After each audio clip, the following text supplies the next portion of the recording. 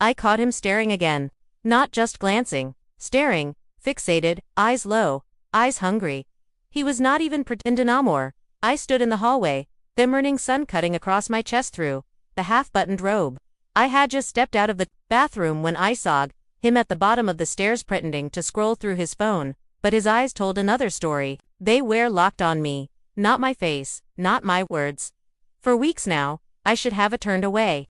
I should have covered up, but I stood there and let him look. My heart raced, not with fear, with a strange, intoxicating power. Because of that morning, I realized something. He had been watching me like that for weeks, but I had never let him know that Ty saw him, that I knew. And for the first time, I wanted to know what would happen if I let him keep watching, and if I gave him something to really see. Welcome back to American Affairs, where a quiet game of stolen glances can escalate into a full-blown life. Today's story is about a lonely wife who decided to stop being invisible. The dangerous consequences of being seen by the wrong person. Let's begin. There is something dangerously addicting about being seen. Not just noticed, but truly seen. And, Brian, he was looking at EML like I was the last woman left on earth. After that morning in the hallway, everything changed. I started he was asleep. But my mind was racing to sting the limits. A pair of shorts a little tighter than usual. A silk rabbit that never quite seemed to stay closed. A slow, deliberate bend forward when he picked something up from the floor. Always, when he was in the room. And a very single time, I could feel it. His star, his hesitation, his hunger. It became a game. A silent, slow-burning, an incredibly dangerous game. Neither of us ever admitted we were playing Guntle. One evening, when I pushed it too for Ron was working late again. The sun had dipped behind the trees outside, and the kitchen lights cast a soft amber glow over the room. I stood barefoot on the cool tile floor, wearing a fitted white tank top, no bra, and a pair of low-rise lounge pants that thugged me just enough to show my shape without giving too much away. Brian came upstairs to grab something from the fridge. He said he needed foil for some leftovers he was heating up, but I knew better. He could have just asked me to bring it down to him. Instead, he leaned against the fridge while I pretended to search through the drawers, arching my back just slightly as I opened a high cabinet. I could feel him just behind me, silent, watching. My heart beat like a heavy drum in my ears. Finally, I turned around, slowly. His eyes dropped before I could stop them, straight to my chest. I could see the dark flush creeping up his neck when he realized that I had caught him. I stepped closer.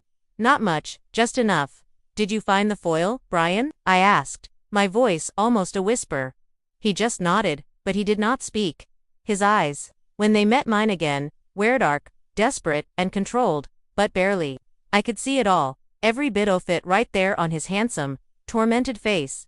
He wanted me, and in that single split second, I made his own breath caught. Mine did too.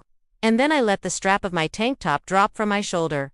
Just like that, his jaw tensed. He took a single hesitant step forward, his hand moving, almost reaching out to touch me, but hestepped his fingers, hovered in that charged air for just a moment before the unexpected text that stirred my heart, pulled them back. I should go, he said, his voice tight. He turned and walked out of the kitchen, but not fast, not in a panic, like he needed to get away from before something irreversible. And the worst part, I had wanted him to stay. The guilt hit me that night hard. I lay in bed beside my sleeping husband, Ron, snoring lightly, completely, blissfully unaware. And I stared up at the ceiling. What the hell was I doing? I was a married woman. I had made vows. I had built a life, a respectable life. But none of that seemed to matter when Brian looked at me like that. The next day, I avoided him. I needed space. It needed my head to clear. But fate, or something darker, had other plans. Rained that night hard. I heard wind shaking the windows of our quiet Denver home. The power flickered once or twice, and I decided to go down and check the basement just in case there was any water leaking in. Brian had mentioned hearing some dripping sounds earlier that week. I grabbed a hoodie, nothing revealing this time, and I went downstairs, and he was there, shirtless. Sweat glistening on his skin, working out apparently, punching a heavy bag he hung in the corner of the large, unfinished basement. His broad chest rose and fell with each deep, ragged breath. His muscles tautened, flexing with each powerful movement. He stopped when he saw me. Is everything okay? He asked, grabbing a towel and wiping his neck. I just nodded, just checking for leaks. A long, heavy silence fell between us. I turned to walk away, but he called my name. Margaret. I froze. He walked up behind him slowly. I could feel the radiating heat of his body near mine. I don't want to disrespect you, Margaret, he said, his voice now barely above a whisper. But I cannot stop thinking about you, about what you are doing to me. It turned to face him. Then, our eyes locked and something deep inside me finally snapped. The restraint, the fear, the guilt, they all just crumbled. I reached for his hand. Then I whispered me own voice as strangers, stop thinking and show me. And in that moment, he did. The kind of long, slow, deep kiss that made you forget where you were and who you were supposed to be. But even as Earth choice, I knew I'd regret bodies pressed together in the dim, dusty basement light. One terrifying, yet exhilarating truth echoed in my mind. We had just crossed a line, and there was no going back. It was not just once. That single explosive night in the basement turned into 3 more, then 5. Then I simply stopped counting. Whenever Ron was gone, off on his frequent work trips, his late nights at the office, his weekend conferences, Brian would appear. Sometimes it was innocent, a movie on the couch, a quiet drink on the back porch, a lingering, charged touch that would then turn into something more. But other times it was far from innocent mornings where I would slip into his basement room before Thiessen had even come up and leave just as first birds began to sing. Every single time felt more dangerous, more addictive, like a fire pressed to dry, thirsty leaves. It was only a matter of time before it all went up in flames, and then it happened. One afternoon, I had walked into the laundry room to fold some. I had just finished sneaking out off Brian's room, not 20 minutes earlier. My body was still humming with aftershocks of his touch.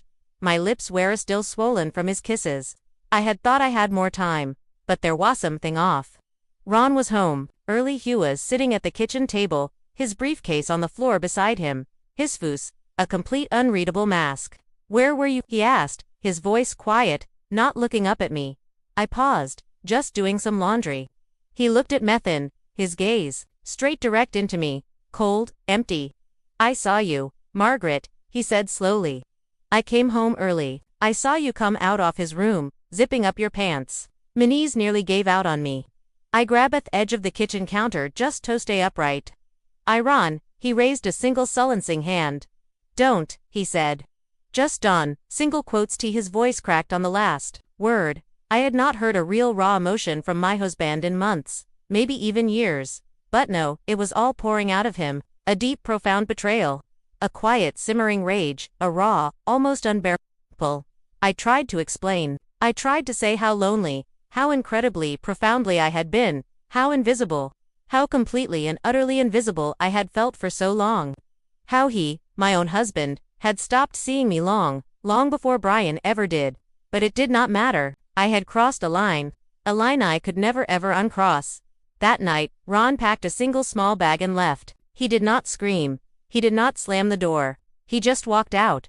And Brian, he did not come upstairs for 2 whole days after that. When he finally did, I confronted him, my own voice numb, hollow, completely wrecked. "Morning light and silent guilt. Do you even care?" I asked him. "Do you feel anything at all?" He looked guilty, but not devastated. "I didn't mean for any of this to happen, Margaret," he said. "I never wanted to ruin your life." And just like that, with those few simple words, me, it was never going to be love tween us. It had been lust. It had been a temporary, thrilling escape, a dangerous, intoxicating fantasy played out in real time. And I had been foolish enough, desperate enough to believe that it could ever be something more. He moved out the following week. He said it was for the best for everyone. He hugged me goodbye at the front door. There was no real apology in his touch, no promises of a future, just a quiet final silence. It has been 6 months now since that day.